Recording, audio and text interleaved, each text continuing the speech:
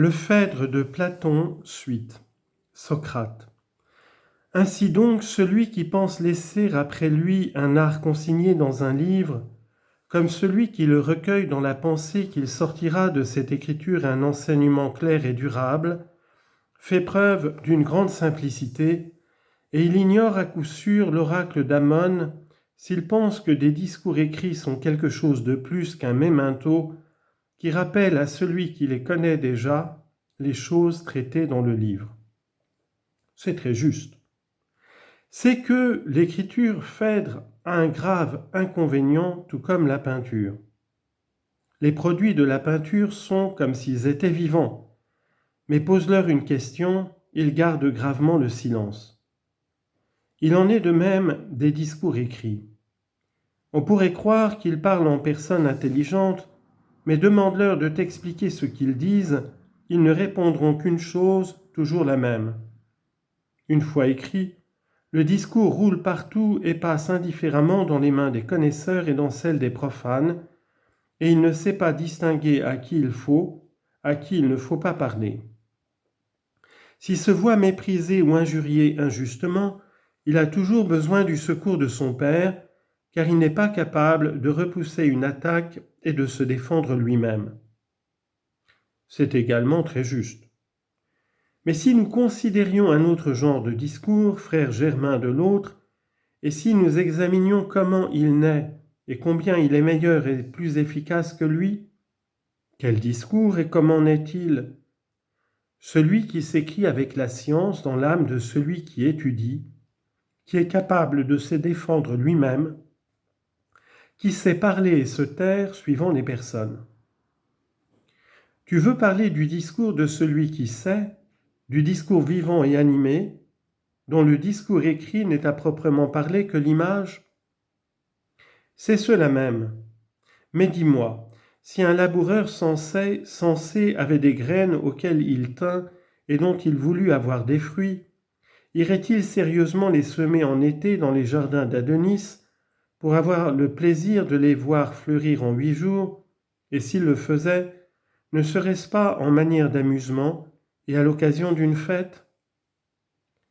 Mais pour celles auxquelles il s'intéresserait sérieusement, ne suivrait-il pas les règles de l'agriculture, semant en terrain convenable, et se contentant de voir ses plantes arriver à maturité 8 mois après? C'est bien ce qu'il ferait, Socrate, soit pour des semailles sérieuses, soit pour des semailles d'agrément, comme tu disais. Et l'homme qui a la science du juste, du beau et du bien, sera-t-il, selon nous, moins sensé que le laboureur dans l'emploi de ses grains? Non, certes.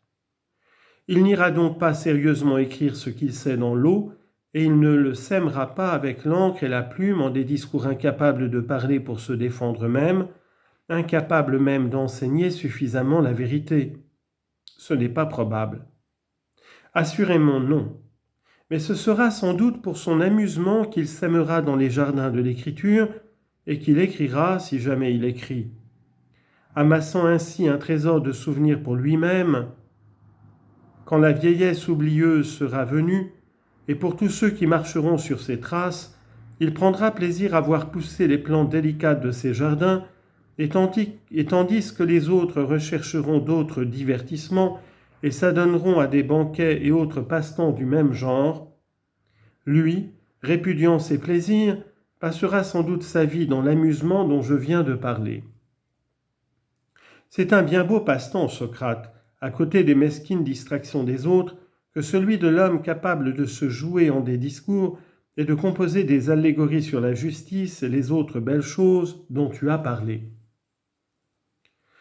C'est bien vrai, mon cher Phèdre, mais il est, à mon avis, une manière bien plus belle encore de s'occuper de ces choses. C'est, quand on a trouvé une âme qui s'y prête, d'y planter et d'y semer avec la science, selon les règles de la dialectique, des discours capables de se défendre eux-mêmes, et aussi celui qui les a semés, et qui, au lieu de rester stérile, porte une semence qui donnera naissance en d'autres âmes à d'autres discours, lesquels assureront à la semence toujours renouvelée l'immortalité et rendront ses dépositaires aussi heureux qu'on peut l'être sur terre. Oui, cette manière est en effet beaucoup plus belle. Ces principes admis, nous pouvons à présent, Phèdre, nous prononcer sur la question. Laquelle?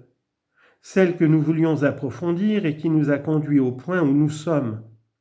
Nous voulions examiner si Lysias méritait des reproches pour avoir écrit des discours, et quels sont en général les discours qui relèvent ou ne relèvent pas de l'art. Il me semble que nous avons suffisamment expliqué ce qui est conforme à l'art et ce qui ne l'est pas. C'est ce qu'il m'a semblé aussi, mais rafraîchis un peu mes souvenirs. Tant qu'on ne connaîtra pas la vérité sur chacune des choses dont on parle ou écrit, qu'on ne sera pas capable de définir chaque chose en elle-même, qu'on ne saura pas, après l'avoir définie, la diviser en espèces jusqu'à ce qu'on arrive à l'indivisible, tant qu'on n'aura pas de même pénétré la nature de l'âme, reconnu l'espèce de discours qui convient à chaque nature, et disposé et ordonné son discours en conséquence, offrant à une âme complexe des discours complexes, ajustés de tout point à ses exigences, et à une âme simple des discours simples, jamais on ne sera capable de manier l'art oratoire aussi parfaitement que le comporte la nature du discours, ni pour enseigner ni pour persuader, comme nous l'avons fait voir dans tout ce qui précède. C'est absolument ce qui nous a paru. Et maintenant, quant à savoir s'il est beau ou honteux de prononcer et d'écrire des discours, et dans quel cas l'on a tort ou raison d'en faire un grief à l'auteur, ce que nous avons dit tout à l'heure ne suffit-il pas à montrer... Point de suspension. Quoi? Que si Lysias ou tout autre a jamais écrit ou vient à écrire sur une question d'intérêt privé ou public, en faisant des lois et en composant à cette occasion un écrit politique, et s'il pense y avoir mis une grande solidité et une grande clarté, ces écrits ne rapporteront à leur auteur que de la honte. Qu'on en convienne ou non, car son ignorance absolue du juste et de l'injuste, du mal et du bien, est une véritable honte à laquelle il ne saurait échapper, fût-il couvert des applaudissements universels de la multitude. Il ne le saurait en effet.